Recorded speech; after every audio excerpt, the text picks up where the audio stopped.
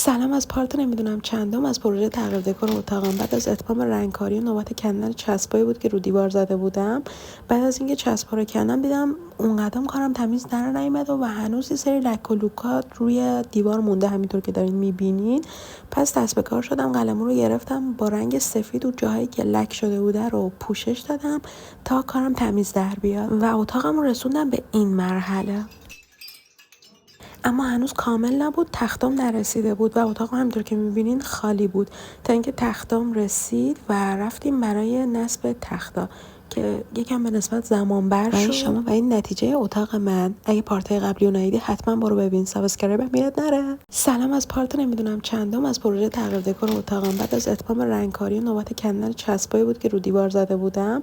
بعد از اینکه چسبا رو کندم دیدم اونقدرم کارم تمیز در نیومد و هنوز یه سری لک و لوکات روی دیوار مونده، همینطور که دارین میبینین.